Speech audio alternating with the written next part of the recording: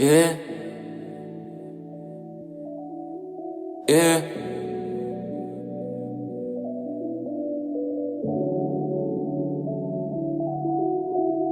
I wanna know what's on your mind. Tell me now, don't waste no time. I'm tryna tell you, get lean on me. Or I can send you that Hanks and B.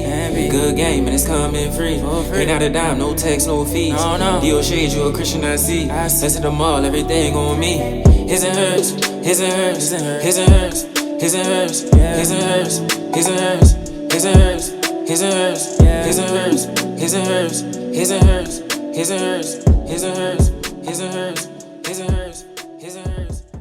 What's good, you guys? It's your girl Amina Bintu. It's your boy Hanks, and your favorite comedian, and you're now tuning into His and Hers Podcast. Welcome back to another episode 19. As you can see, I have someone to the right of me, Michelle. To my right too. To your right too, yeah. But Michelle's my cousin, and today's episode is about spirituality versus religion. Like your spiritual path versus your religion path. Right. So we're getting deep this episode, and I figured why not? How deep you get? Forgive me, God. We're talking about something spiritual. Yeah.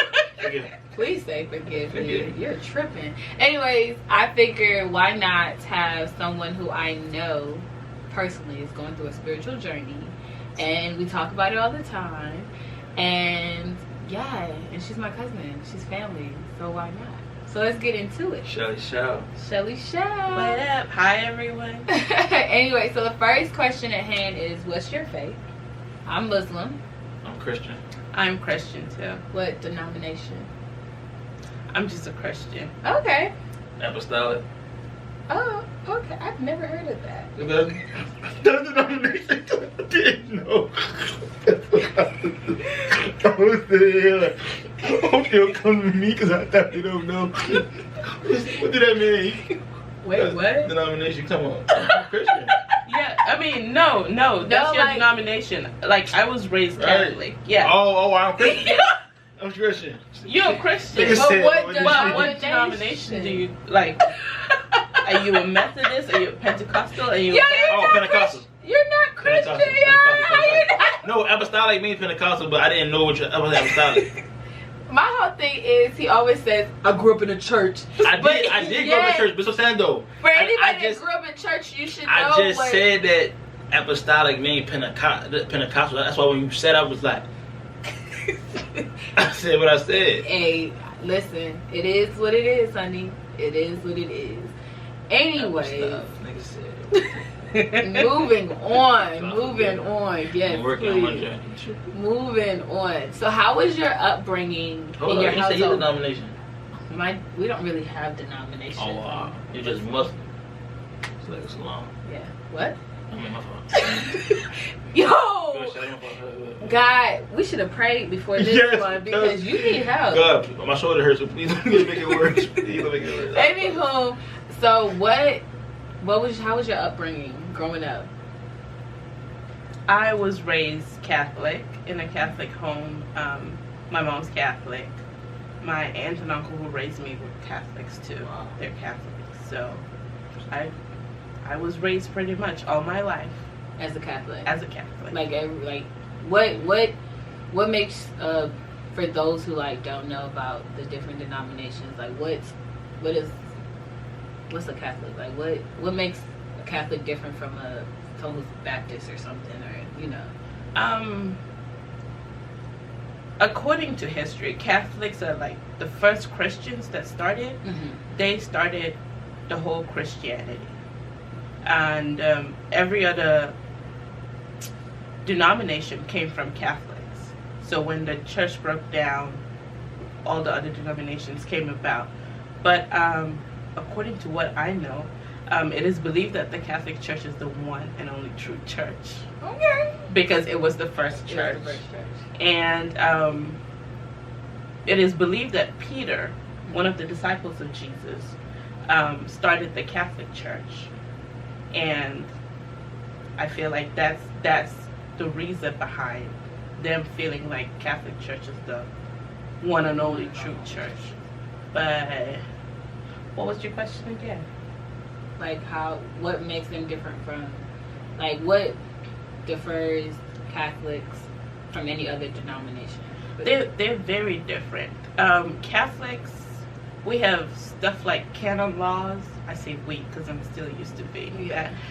There are a lot of canon laws, like these are laws that govern the church, and they have a lot of sacraments that they observe, which is like baptism is mostly all churches. Most churches do that. But then there's the First Communion, there's the confirmation, you know. They have all these things that you go through as a Catholic that makes it different from every other church.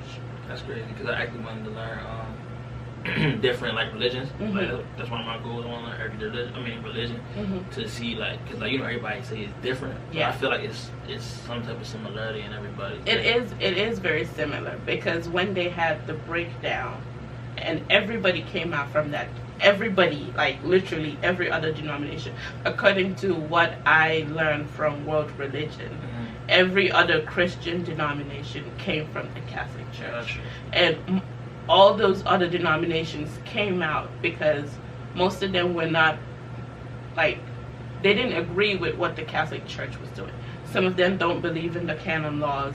Some felt like man-made laws were taking over the church instead of, you know, the Word of God or the Bible and stuff like that. It was becoming something more of man and less of God. Gotcha. And so they had a breakdown. So what made you cross over to Christianity? Just being a Christian. I feel like, okay, growing up Catholic, we had this thing called catechism. A lot of Catholics would know that, where you go and you're taught about, you know, the Catholic Church and what it entails and all of that. But I felt like I was never exposed to the Bible. In Catholic Church? Yes. Really? We read, you know, I mean, growing up Catholic Church, I would read, if you're familiar with Catholic churches, you know, church service starts, somebody goes up and reads like the word, and then another person does, and then the priest comes up and talks, reads the Bible, of course, and then it was just a matter of reading. But I couldn't relate to most stuff. And I didn't understand a lot of stuff. Gotcha. And so I couldn't have the answers to the questions I had. And so when I went to school, my school was a Methodist school. And the priest who was out there, he's a Methodist priest. He would teach us Bible studies. And I started getting exposed to the Word of God. Gotcha. That was my, 7th grade? Okay. I started getting like exposed to the Bible. Let me not say the Word of God, because, you know, going to church you exposed. But the Bible, I started reading the Bible and understanding the Bible. And that was never my life. It was wake up every Sunday morning, go to church. You're a Christian, this is how you're a Catholic girl, this is how you hold yourself, this is how you act. Catholics are more strict, right? They're very strict. Very strict. They're very strict, yes. And so I never, like, until I had started school with and met the priest who was out there, it was like he ignited something. Gotcha. Because he would ask us to go home and read the Bible and come back and tell him what we think. It's the verse or the scripture he asked us to read. What do we think it's saying? And teach the class. So you really had to like think depth into it. Yes. So you had to like comprehend it. So do you think is that when your relationship with God grew? That is when it started. That was when I started getting more curious about God. And that's like, what age is that, like 13, 14? You said 7th grade? 7th grade, yeah. That's when the whole thing started. And I was like, it was like, you know how when you're thirsty and you just get a sip of water? Yeah. And you still want more water? Yeah. But you couldn't get a hold of it. So you kept getting sips and sips and sips of water. Yeah. That was what you were going through. Yeah. That's what it was. So basically, basically you crossed, so you completely Christian, right? I am Christian. I completely crossed over when I moved over to the States. Got you, okay. Because back at home, I'm not allowed, because Catholics are very strict. And I'm about to say that. So back in Gambia, right? So like, So Catholic is big in Africa? It is. Really? Yes. In Gambia, it's the biggest Christian. So, you Muslim, right? Yeah, but Gambia is primarily Muslim. Yeah. Okay. Yeah. So I know you were raised Muslim. But Yeah. So background. I'll do my background. That's fine. My father was Christian. Can't tell you what denomination. Catholic. She knows. Yeah. Okay. Yeah, Cool. That makes sense. My mother grew up in a very strict Muslim household. Her father was very religious. Her tribe alone, Islam to them is huge. Yeah. So they not playing that game. Growing up, when I was younger, it was just like, okay, I'm Muslim. Like, but I didn't know what that meant. Like, you know what I'm saying? It was just like, okay, I'm Muslim. I don't eat pork. That's it. Like, everything else didn't register into my head as a young child. You know what I'm saying? That's what I knew about Muslims too. For real, like I just didn't pork. You know. Granted, I went to Dada is like a school for those to learn the Quran and learn the different surahs and stuff like that. And that's usually on Sunday, you know, or Friday and Sunday, to be honest, to be exact. Some people go every day, but mine was Friday and Sunday. And so I learned the surahs, which surahs is like verses to y'all. So I learned surahs just to learn them. I didn't learn the surahs to actually I was reciting surahs in Arabic and not knowing the translation behind it. Because it was more so for me a competition of who can get the highest. Like, okay, if I finish this one, I go to the next level. And then for me, in the Dada I went to, the first one I went to, I liked it because I had people of my age. My mother's all about supporting the Gambian community, and so am I. But she took me to a Dada that was a Gambian Dada that had little kids. And I was a 16-year-old with 4 5-year-olds. She had you in the right place. A child. You're funny. But anyways, Good job, yeah. I mean, granted, not all of them were 4 or 5, but they were young, and I was the oldest one, so it didn't become fun no more. It was just like, okay, I don't have nobody to talk to, I have nobody to relate to. And then, granted, I didn't know truly much about my religion. All I knew was my dad was Christian, my mom was Muslim, he converted. That's it. But I didn't know the extent of what being a Muslim is, what Islam is, what saying a Muslim stands for. You know, like I said, I was ignorant to my own religion just based off of, I love my mother. I know I talk, in some of these videos I'll be talking about my mother like something wrong with her, but I love her. But she slammed Islam in me, and she forced it down my throat, and I didn't like it. You know, it's like when you trying to feed a baby, like a 6-month-old, they giving them solid food, you forcing that, they spitting it. That was me. Like, you forcing it down my throat. I was spitting it out. I was like, I don't want this. To the point where I started like reverting. Like, I was going to church with my friends. I was doing praise dances. Like, I was doing church events. I was in it. I was like, oh, I want to learn about something different because I'm being forced something that I don't know about without actually taking out the time to truly learn it myself. Granted, as I got older, and because one thing my dad said, he told my mom when she turns 18, let her do what she want to do. My mother did not want to hear that. You gotta understand too. I was going to church. Yeah, but you have to understand, my mother grew up in a household where it was forced to her. Everybody does. Everybody being Muslim and Islamic faith took pride in that. But that's because her father took pride in that. You know what I'm saying? But I think Muslims alone, even because I think Muslims alone, like, I kind of respect some how they move, how they move, like as like a unit. Like, I think they probably one of the most like to the T people that I've met. Like, I got friends that are Muslim, so it's like how they are as people. You get what I'm saying? Now some of them, you get what I'm saying, have their own different ways how they move, but like when they around their people, it's like they just. I always say like Islam is the most strictest religion. Yeah. Because like how they move, for like me they move so like narrow.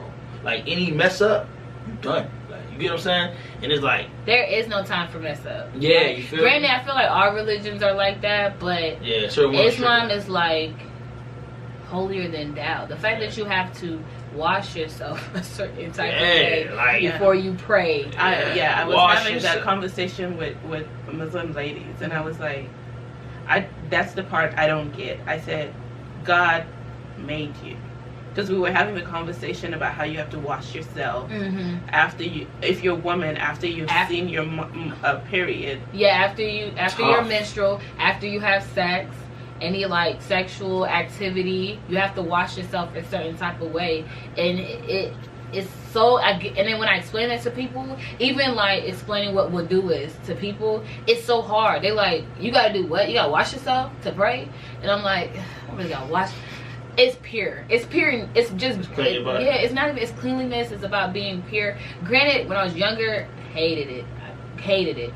Now, like, even because my mother always told me it's always good to do it, even if you're on your period or even if you're not praying. It's always good to do wudu. It's just, I don't know, it's cleanliness, holiness, just knowing that God's with you the entire time. I don't. And then the thing I'm still learning. Then the thing about it too is like, that's why I said I want to learn everybody's religion. You know what I'm saying? Reason being, and I will. Like, I'm not doing it right now. I ain't got time. But when I get the time to do it, I really want to sit down and really like go through because even in the Christianity, like in the Bible, it said we can't eat pork. We're not supposed to eat pork. Stuff like that. So everything that's like most things that certain religions doing is in everybody's. But like a back history, like most like Christianity, Islam, Jews, we all came from the Book of Abraham.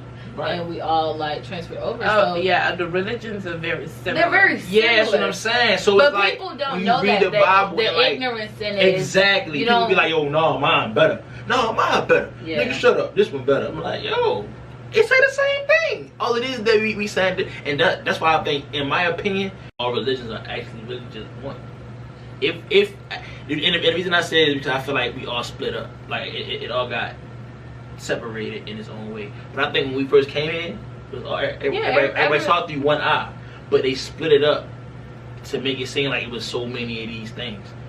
Same thing when it comes down to being in a relationship and not being in a relationship. When husband and wife is literally that's what you're supposed to be. Boyfriend and girlfriend was man-made. I think that they split it up. I don't think that's man-made. No, I'm not saying it's man-made, but I'm just saying like I feel like it was split up. Like you be like, if everybody knows the beginning, right? How come we never heard about Muslims in the beginning? How come we never heard about casts in the beginning? How come we never heard about that? It was so many Jews, all that. That's where the difference came in. Right. So if you look at the Quran and the Bible, the Old Testament and the Quran are very similar. They're very similar. All the prophets are the same. Are the same. The only difference is Arabic. Yeah. Right. So and then even the names are in Arabic. Like I said, like we all come from one book. We just disperse. But the whole thing with Muslims, though, we only have one Quran. With Christianity in the book, you have the Old Testimony, the New Testimony. No, it's one Bible. So before Jesus, that's the Old Testament. Okay. Before Jesus came around, Abraham, all the other like prophets, that's the Old Testament. Okay. The New it's Old Testament, New Testament, but it's all one Bible. It's one Bible. Okay. Old Testament being the way things were before Jesus came. Exactly. So we believe Jesus came and became the ultimate sacrifice. In the Old Testament, they had to do sacrifices, killed lambs and stuff. Atonement to, atone before God and all of that. But we believe when Jesus came and he died on the cross, that was the ultimate sacrifice. And it changed everything. So we went from an eye for an eye to, if a man slaps you on the right cheek, turn the left one and let him slap that one too.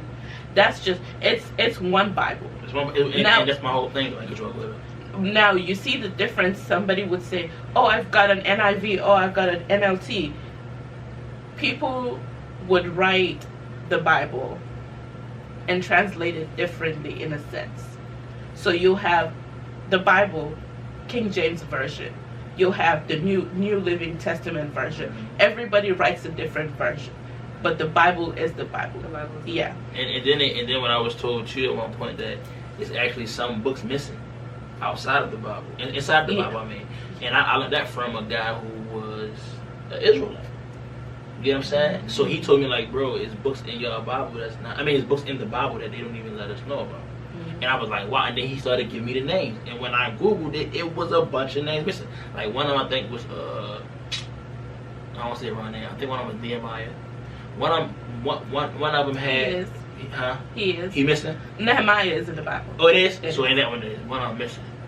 No, I've heard that too. Yeah, I can't think of name right now, so I hate it was a long time ago when I talked to him about it.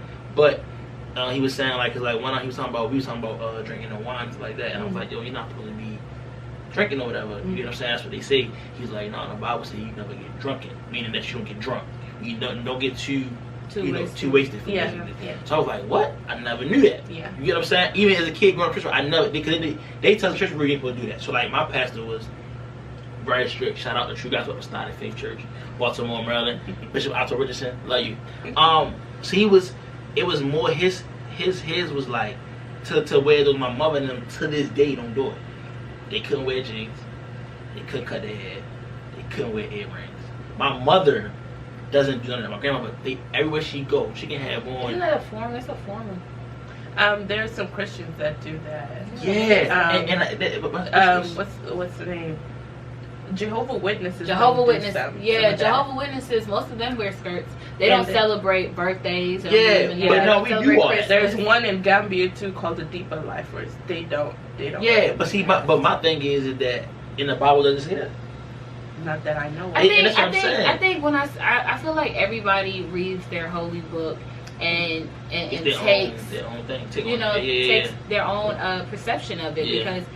We all different. We're all humans. We don't think alike. We don't. When we read something. So you can go to the movies. Like I'm sitting there like, yo, it's a movie. Now, granted, certain things in the movie, I feel like as a Christian you supposed to see. But then that goes into that, right? And I'll go into it further because we'll have to move on to the next question. But I think more so it's like this idea of trying to be holier than thou, but for who? For who? But we'll That's move on. My biggest thing, we'll move on. Okay, so with you going, I want to discuss the difference between spirituality and being religious, right? When people ask me my religion, I say I'm Muslim, but I always let it be known I'm more spiritual than I am religious. Like I know what religion I follow, and I have my own, religious journey. But I'm more focused on the spiritual journey that I'm trying to go through, that I've been going through since 2018. But I'm not behind. I think a journey is. It's a journey. It's a journey. Yeah. It's a marathon, and the marathon continues. All right. You'll get married someday. It's not about marriage. My journey it's so funny. You kikiing and laughing, but my journey has nothing to do. That's God. My journey has really nothing to do with marriage, more so, but a reflection of self. And I think that's what spirituality is for me, right? I think spirituality is a journey within self and self-reflection and finding your higher self, right? And becoming whole. And within that, knowing who you can pray to, right? Because again, like we had a discussion with your brother on the phone where he don't have a religion, right? He just believes in a higher being. And I think that's more just spiritual. Like there's people, granted he don't do that meditating or nothing like that, which is cool, but it's more so, I feel like it's meditate. Oh Jesus. But I feel like more so of having a higher being, I think that's better than to have nothing. Right? And I think to always just be in a spiritual comfort is better than to out here trying to search and be holier than thou and follow a religious path that sometimes truly I feel like not everybody is meant to follow. I actually want to say something about that because somebody actually told me, a wise woman, shout out to Miss Davidson, she said you could probably, she said sometimes being saved is you and God having that connection together. And when she said that, it shocked me because me growing up in church, it was always get baptized in the holy name and then get saved in the Holy Ghost. You get what I'm saying? So the only way you get saved is if your pastor or any pastor was to put his hand on you to talk in tongues.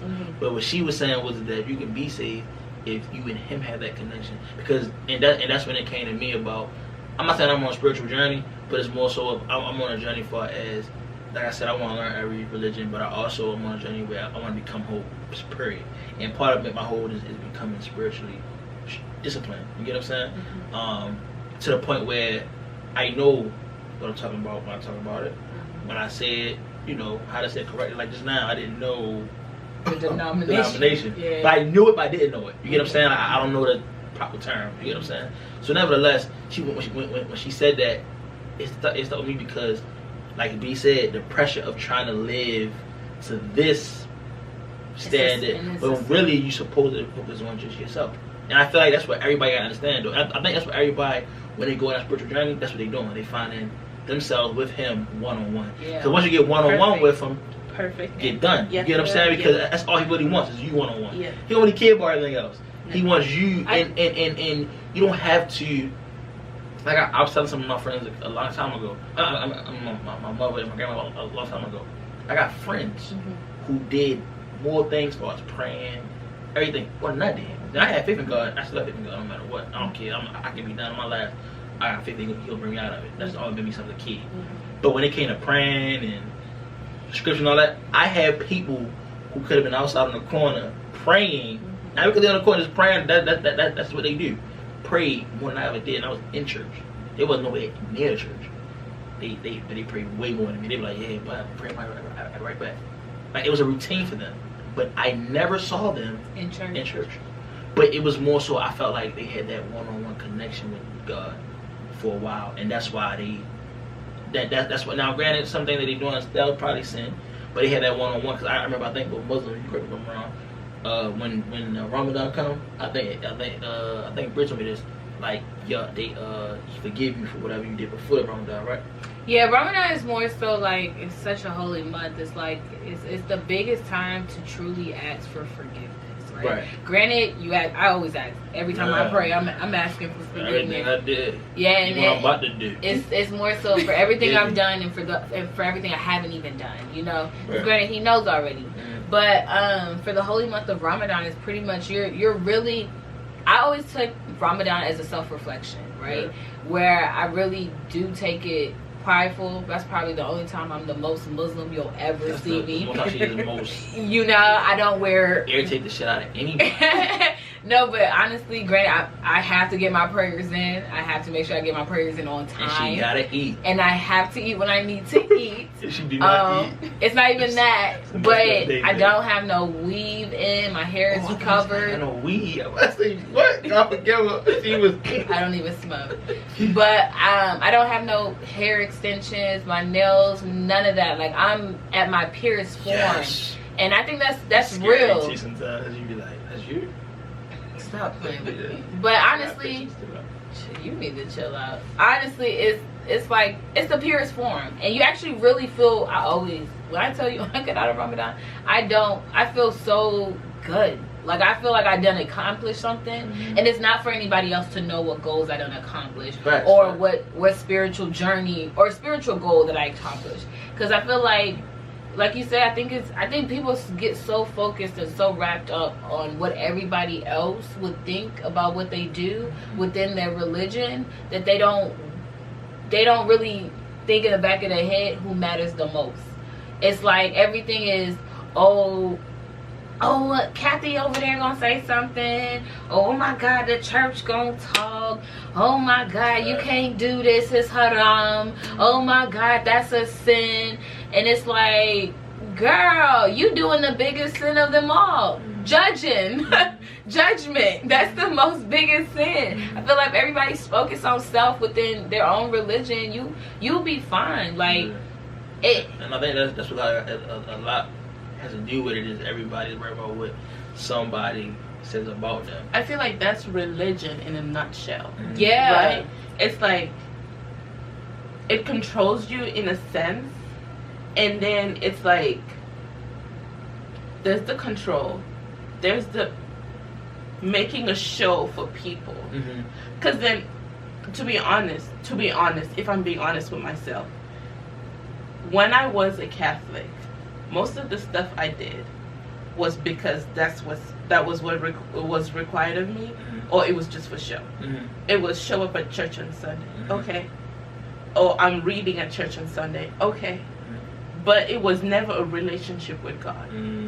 I feel like most older people, especially Christians, because those are the only people I can speak for. When you go to an older Christian, Catholic to be precise, and you say, I'm not religious, I'm spiritual, you throw them off. Because they're like, what does that mean? Because if you're religious, you should be spiritual. But it's very different. I can be religious and do what the Bible requires me to do, and do all these A, B, C, D, E, but then behind closed doors, who am I really? Do I even have a relationship with God? So I feel like religion is more so of a cover-up then. I feel like religion, it's a guide in a sense, but the way people have manipulated it over the years. Facts, I agree. It is now used as a control measure. If you're Christian, you wouldn't do that. Exactly. If you're Muslim, you shouldn't do that. And that's the whole thing. And I didn't cut you up, but I don't want to forget it. But I think that's why I really. It's crazy because this is how I think sometimes, and people are like, "Yo, you thinking too far into it," but that's my mind be at. But I think the COVID thing is because God did that for a reason, and I'm not talking real, but I think like God do things to show you. Like I think a lot of people were losing, wasn't focused on Him. No. So what He did was He shut everything down. So you have no choice but to come talk to me. Back to Him. You know what I'm saying? Yeah. Because everything, even myself, I was moving. I was doing it. I was doing so much. I wasn't really. I was forgetting to pray sometimes.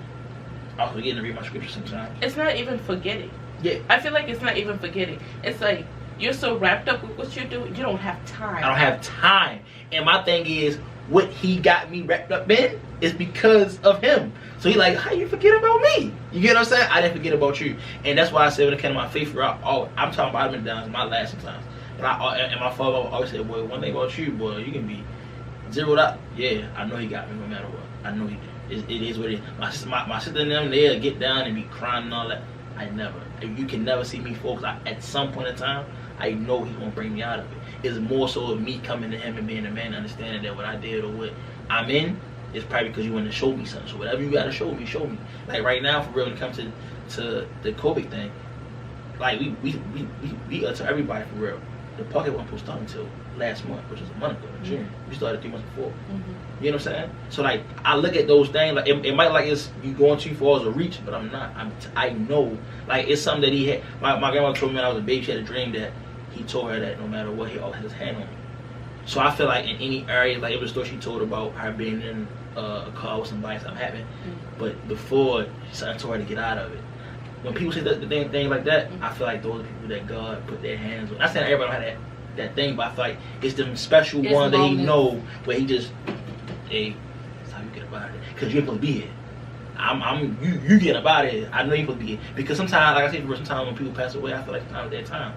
On certain things, not all. I believe everything. Every time someone goes, it's and even when they have to, it just depends how you die. How you die, you're questioning like, yo, why it go like that? But it's like, hey, God might need him better than we did, or more than we did, or God wanted to get him out of that because it could have been even worse. You get what I'm saying? Yeah. So it's like with me, like when she said that story, it just hit me for real because it's things that I've been in where I would just leave and get a phone call like, yo, that's what just happened. Like, what? But in my head, I didn't know about that happened. But I just left before it happened. And I felt like I always revert back to what my grandma told me when I was a baby. So it was like, so yeah, that's you know what I mean? But like I said, I just felt like the COVID thing, nevertheless, I want to take it along with it. But I felt like the COVID thing was definitely more so of a thing where God was pausing everybody. Because you're not the only one I heard on the spiritual journey thing. You know what I'm saying? Like everybody's been like, yo, I'm finding myself. And I feel like that's God saying, I need you to come back to me. Yeah, my spiritual journey has been. Oh, she said 2018. I have been on this journey. Yeah. Like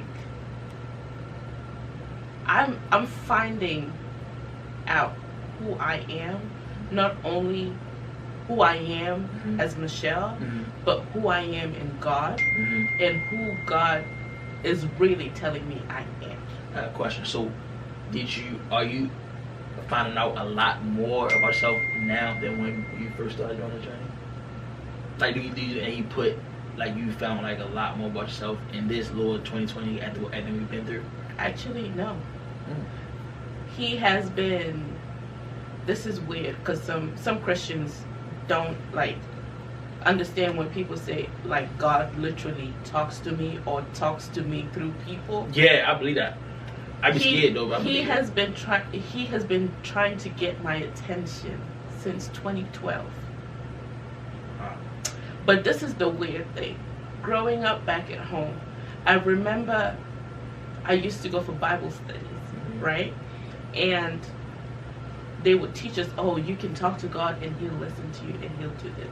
And then I started testing stuff out. So I would sit and I would say, oh God, if you do this, I'll do this.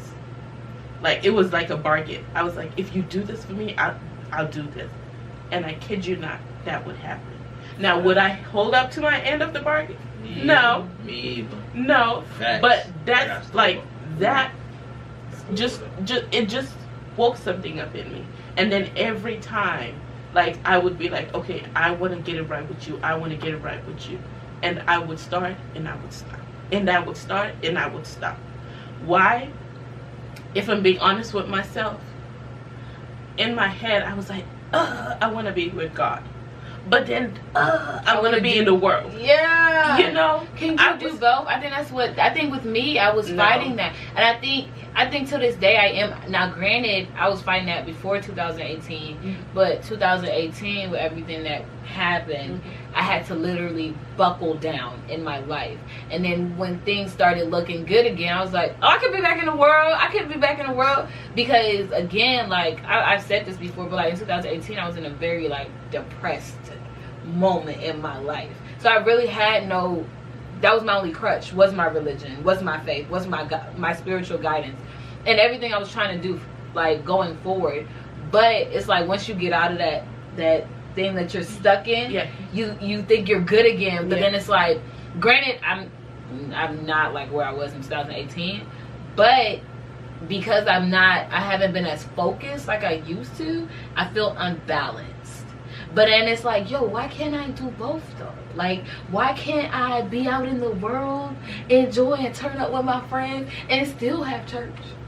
Yo, where my Nipsey Hussle at? Where Lauren London said that was my turn up in my church. But not, and that's crazy about it is that, like she said, you can't be in both, right? But it's like,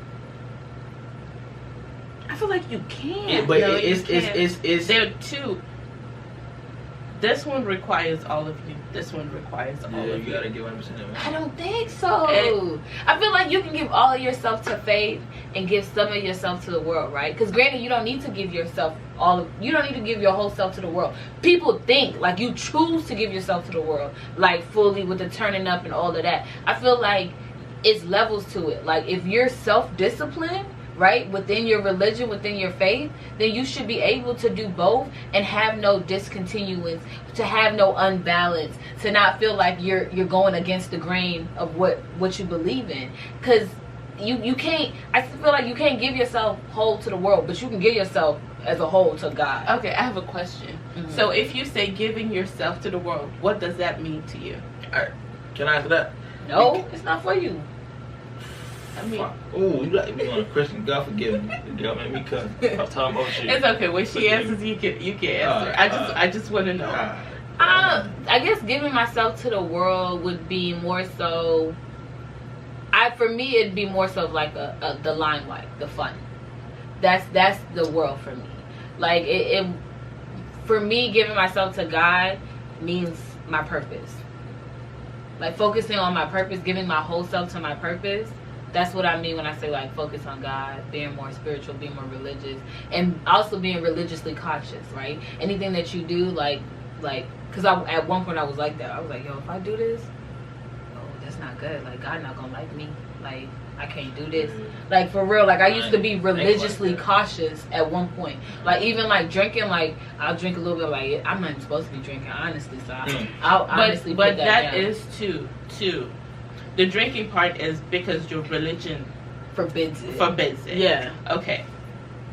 But the I'm gonna get to you, but I want to ask you something, because with it's a thin line, and you feel like you can balance it.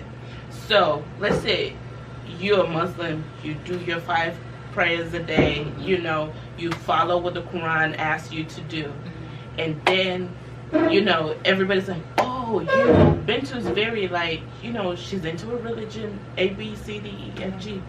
And then Friday hops around, and you go to the club, and you're twerking. Yo, I'm not judging anybody. You're the right epitome of what a true Muslim is supposed to look like.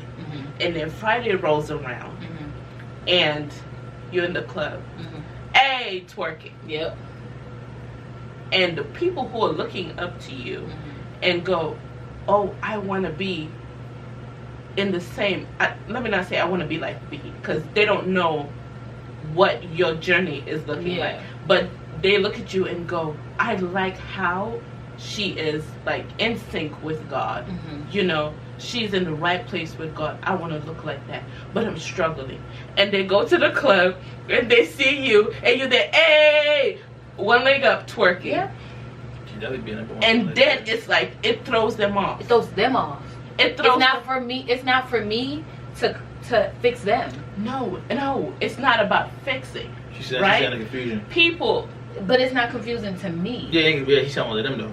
With them, outsiders, they're trying. You're right. To You're saying it's not about you, but but I'm saying that's the difference, right? I feel like if you're in a spiritual journey, like we don't already said, spiritual is within self and God, right? I'm not focused on what everybody else got to feel about me, because at that point, I'm not using my religion as a cover-up. I'm using my religion as a guide to help me. I know who I am. God knows who I am, right? And so that goes back into the sense of, I can sit here Monday, Tuesday, Wednesday, Thursday, Friday, Friday up until 5 p.m. doing 9, really, depending on the month. All do my praise, finish my praise, do my last one, and then still hit the club and still be okay. Why? Because I have that relationship with mine to know I'm good. You know what I'm saying? Now, granted, if I'm sitting here Monday, Tuesday, Wednesday, Thursday, Friday, every day I'm sitting here twerking my ass off, drinking, and I ain't hit one prayer yet, yeah, I'm unbalanced. At that point now, I haven't balanced the both. You know what I'm saying? Because regardless, for me, I'd rather put my faith first than fun, right? So, or the world, like trying to be in it, right? But at the same time, I feel like you can have both. I think what people is, you're too focused on trying to have both and please people. That's not me. I'm not here to please nobody. And the reason why I was saying what I was saying about what she said at first is because I know people who was in the church, right, older than me now, and their parents were so strict to the Bible. They missed prom. They missed certain things that kids our age did. They didn't do. You get what I'm saying? Now, the sex thing and all that, they ain't do that either. But that's, of course, okay, cool. You wait until you get married and all that. Still don't get married yet? Cool. But the prom and all that, that's thing that you just, as a kid, you wait for. You dream of. True. So to miss that, and I feel like that her parents, well, their parents, regret that. Now, they never say it because they're so strict to the thing that they don't want to admit that they're wrong. But I really truly believe that their family know that they met, because those boys and girls, they almost 50. Never to a prom? I think that's rarely. Everyone is rarely, but come on now. That part, it's just, I don't bring religion into stuff like that. That's what I'm saying. Yeah, some people do. I think it's the idea of being holier than thou, right? And I feel like nobody's holier than thou. Like, I feel like the idea of trying to be perfect in your religion, I think that's the thing that people need to get away from. You can't be perfect. We can't be perft, period. And within Christian, right? Like, Jesus died on the cross for your sins. So at this point, God knows you're not going to be perfect. Like, God knows you're going to make mistakes. He knows before you do it. So my thing is, the whole trying to make people feel bad or make it seem like you can't have fun and still be with your religion, it's crazy. You can have fun. Yeah. With Christianity, I feel like there is a certain line you don't cross, right? You can have fun, have all the fun you want, but then the list starts. You can't say you're having fun and sexual immorality comes in. And what is that? Is fornication, you know, what's it called? Stepping out on your spouse, stuff like that. Infidelity, adultery. Exactly. Forgiveness. You can't cross over the line. Because then, if you're trying to balance, I'm in God and in the world. It's like there are certain things that happen in the world. There's a thing in the Bible we call unequally yoking. So, if you're doing everything that the world is doing, that God is strictly against, and if you read the Bible, it is clearly written that He's against it. You're indulging in that. You're now unequally yoking. Right. No, that part I definitely.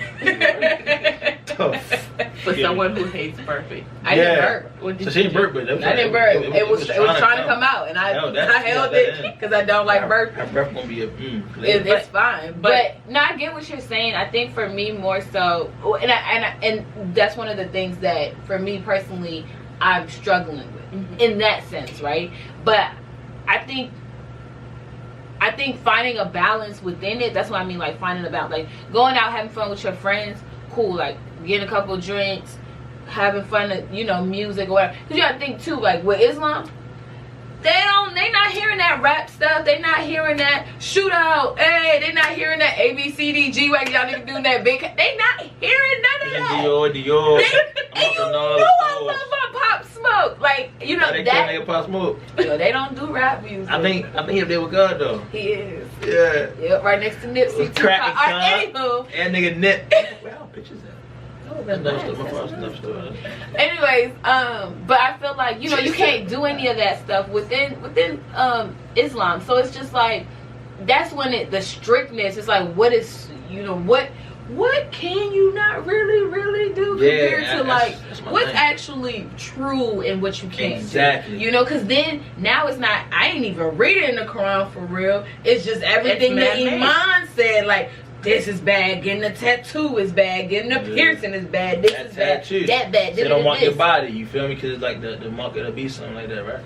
Yeah, I mean, I don't want to say verbatim, but I think if I'm quoting it right, there's a story in the Bible about how branding, it's like branding. Yeah. But then that goes into like fraternities and all of that, like, because they brand you. But then they speak on the community and God. All that, if that's the case, that all that goes against the brand. Yeah, a lot of things are like, religion is so mixed with man's opinions. It's like, if you don't sit down and actually read what the book of your religion states that you're supposed to do, you find yourself, wow, you must be really exhausted. On camera. I'm supposed to edit that bitch out. Oh no, that was tough. Just keep doing that. Oh Lord Jesus. I ain't even let that try blew my hand. I was like, whoa. He went the whole way. Cut her off guard. Man, we only got 10 minutes. Come on. Come on. I'm good now. I got it out. I was holding it for a minute. My eyes were watering. I'm trying. You're tripping, yo. You're tripping. Good thing for edit. Jesus. But moving on, because we be talking. Yeah. But all right, because we kind of already talked about the thoughts on sex before marriage a little bit. Should young people be allowed to choose their own faith within their household instead of following their family? That's tough. Coming from an African household, that's practically impossible. Yeah. That is impossible. But I think it should change. It can only change with the new generation, because our parents' generation don't believe in that. Yeah. Now, if I'm speaking the truth, to be honest with myself, would I let my children choose a religion? No. If it's up to me, they would follow my religion. And I can't, but then I have to sit down and also realize I can't force my experiences on them. Yeah. I feel like my part is to introduce them to the religion. Have them have the experiences by themselves. Look at the good side of the religion. Learning from our parents. Good and the bad. Yeah, learning from our parents what not to do with religion. I can't just shove it down your throat. I'm gonna let you see it, how I live in the house, how I treat you as a person, you know, how I treat other people. Because I can say I'm a Christian, I'm sitting at home and I'm talking about, did you see Benta stuff? Did you see how Benta came to church today? And you know what's crazy? That's how some of them talk in the church. Exactly. That's why they church people will be the nosiest people in the world. And the most judgmental people. And my thing is, I be sitting there like, Grandma. That's a sin. Not my grandma, but like the old women like, Grandma. Auntie, you sinning. No, forget all that. Do you know how you grew up? You were drinking and driving. You got DUI. We know about you. Yeah. You just got that church. You was getting around. You was getting. I feel like that's why. Told me about you. You was one of his. You feel me? I know he fought. You know what I mean? And you, but like that's a big thing though. Like they be the like Steve like said too for real when he was doing comedy. He was this. It was like it's a true story. He used to not like going to church. He went to church too.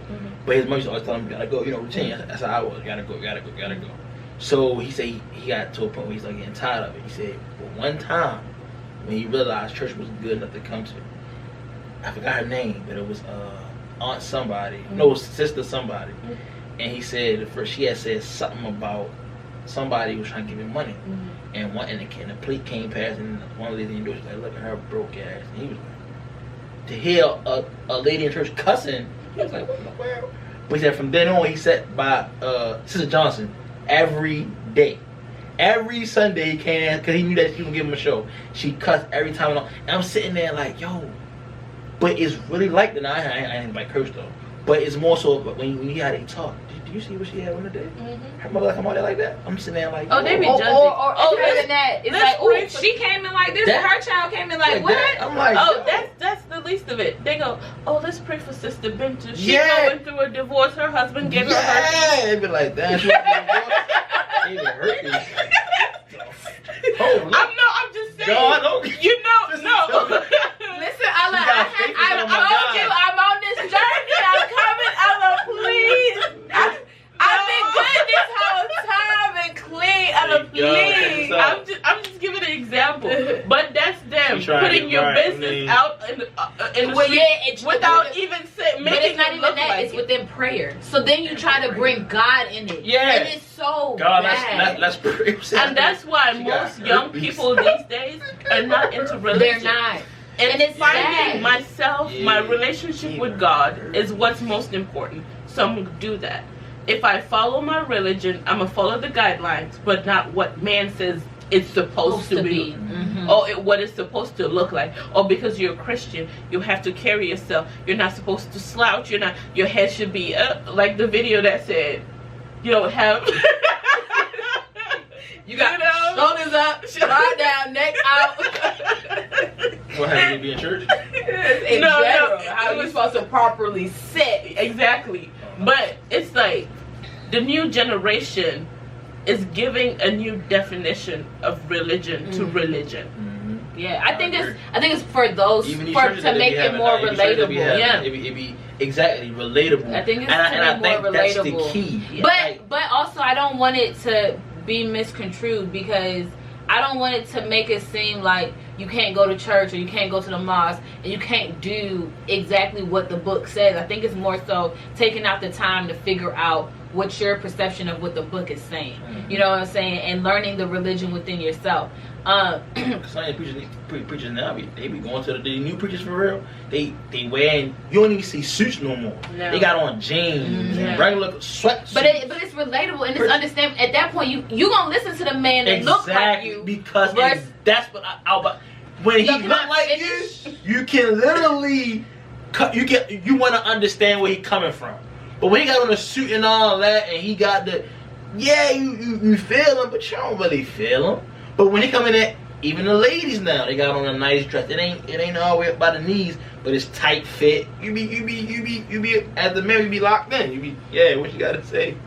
She look good. God forgive him. God forgive me. God forgive him. But I think for me, to answer the question, for me, because I grew up in granted I grew up in a Muslim household, but my family is diverse within religion. I have aunts who's Jehovah's Witness. Oh, what? Yeah, I have my cousin. This is my first cousin, blood cousin. Can I talk? Thank you. My first cousin, my blood cousin. She's Christian. I'm Muslim. So I grew up seeing it all. So for me, within my child, I'm gonna raise you how I was raised to an extent, not fully, not forcing religion down your throat, but also I'm spiritual. I'm more spiritual than anything. So I would raise you like that. And two, you gotta think about marriage. Me, I marry who I'm gonna marry. I feel like more so religion comes into play. I want to marry somebody that's spiritual. Period. So what if you like Buddha? Buddhism? That's a whole. That's at this point it's like I'm gonna marry somebody who believes in God. Period. Yeah, that's what I'm saying. Yeah. I know what you're saying. I'm just saying, what if he's not? No. A Buddha doesn't believe in. They got multiple gods. Exactly. Now, granted, they have one higher being, and then like all like like back in the day, like gods and goddesses and all that extra stuff. But but then the gods and goddesses, it was like, because I love Greek mythology, it was like God made them first, right, for them to make humans. That's Greek mythology, but even back in Africa, because we have all those many gods, the god of fertility, the god of that. But that's within Greek mythology, like the god of war, all of that. So Wakanda was really like how it be. What? You know what I'm saying? Like, Wakanda had different things too, didn't it? Wakanda not real. I know it's not real. I'm just saying. They gave you a preview though. No. I think Wakanda about to be Akon. I think Akon turned What into is he Wakanda. talking about with Wakanda? I have no idea, because we're talking about religion. You never saw Black Panther? I did, but I'm trying to understand. What do you mean? because you was talking about how they had different gods? That wasn't God. That was tribes. I'm tripping. Yo. That was tribes. I'm tripping. Anywho, moving on. Yo, what is wrong with you? Anyways, yeah, I know. Anyways, this is the last question. Okay. Is religion a force for good or bad in this world? If used right, it is a force for good. But because people are using it to control and manipulate stuff, people are looking at it as a bad thing.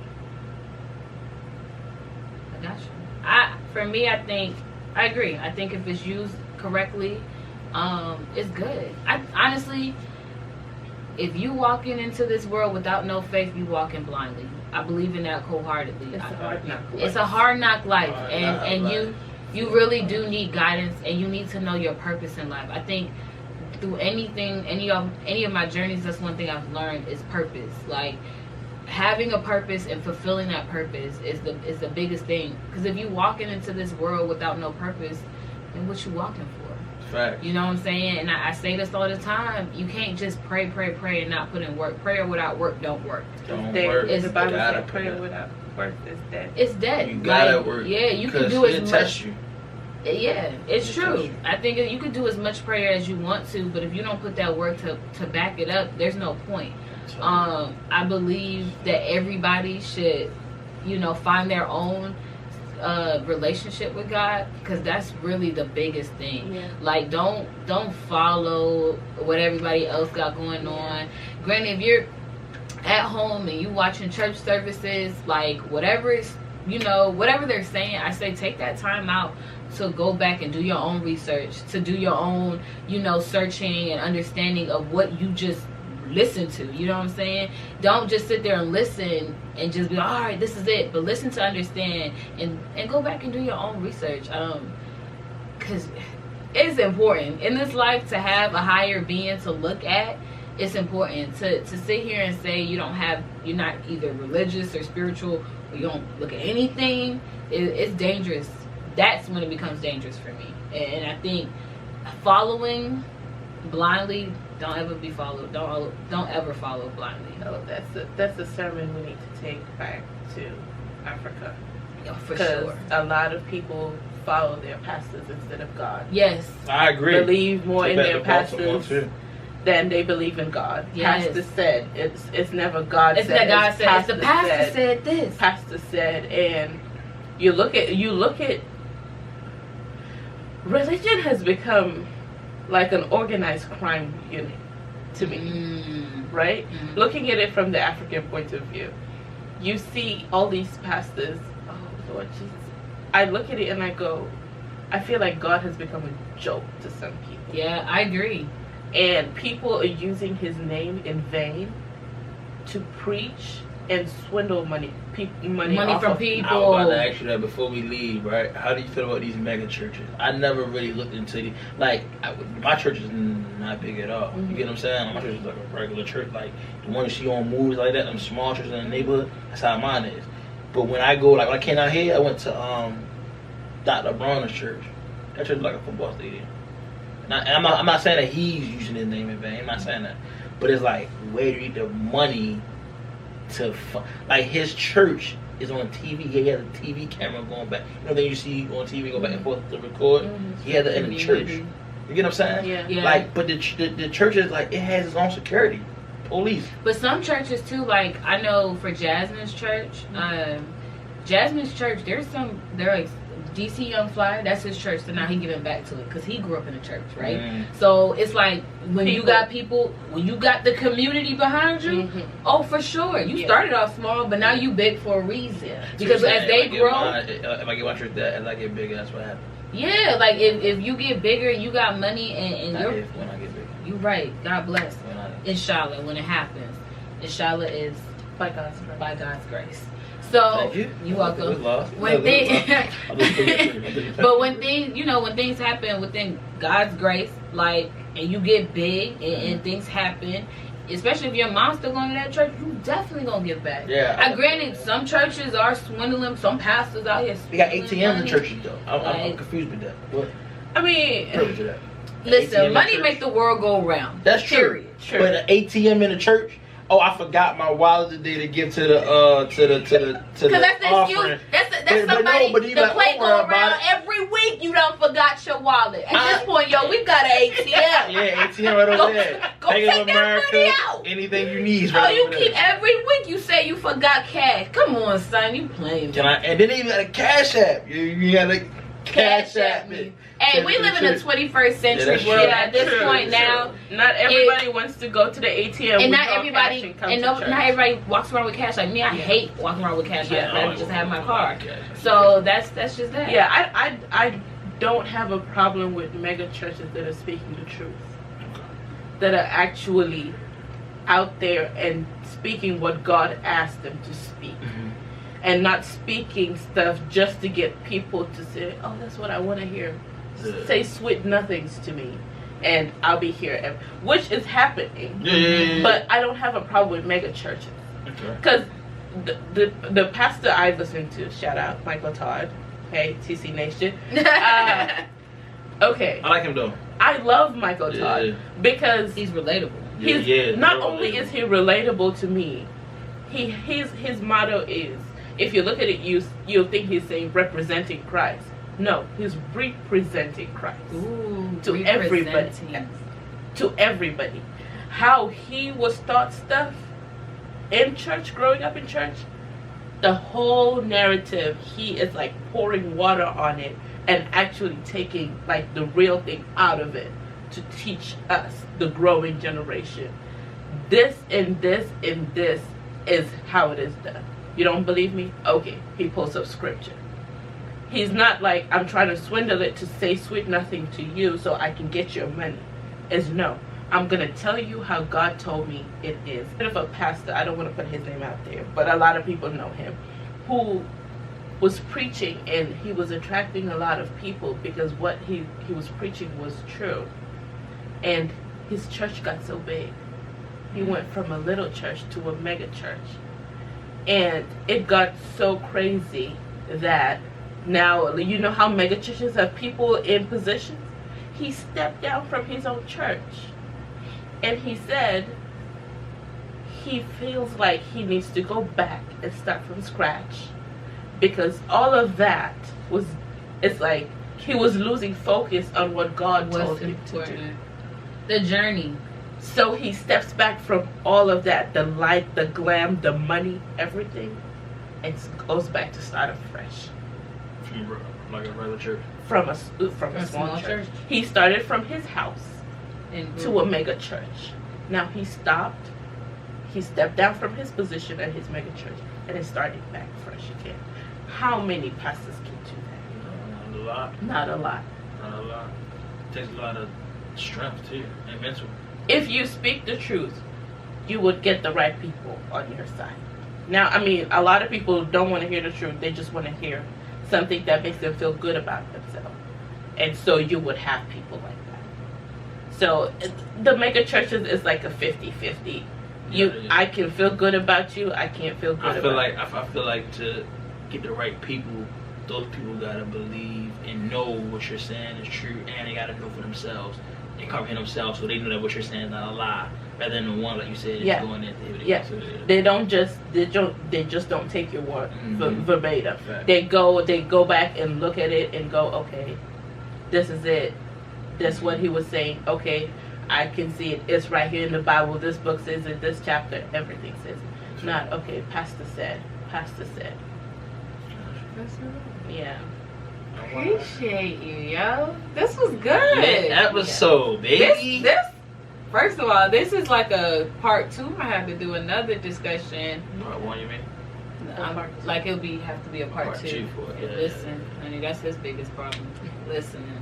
But we appreciate you. I enjoyed this. Thank you. I very enjoyed it. It was very touching. Yeah, and honestly, I didn't even ask all my questions. What I'm saying, this could really be a part 2. Might have to bring somebody else in here too, make it spicy. Yeah. We appreciate you. Thank you. Thank y'all. We thank you guys for another episode.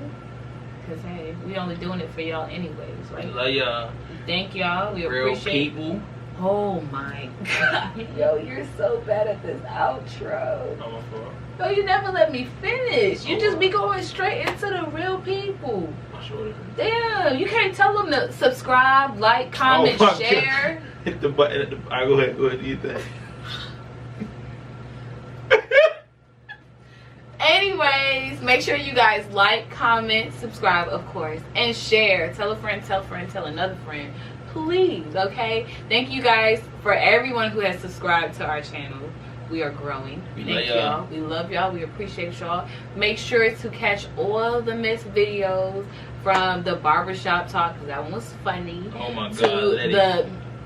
To the virginity talk, because that was pretty funny too. That was good. And if you haven't checked it out, make sure to check out our intro video.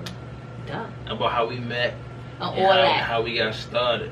How y'all met? How did you guys meet? Oh man. I'm just messing with it. Niggas love to troll it. Niggas love it. Anyways, thank you guys so much. We are signing out because this is real people, real vibes, real conversations. Peace.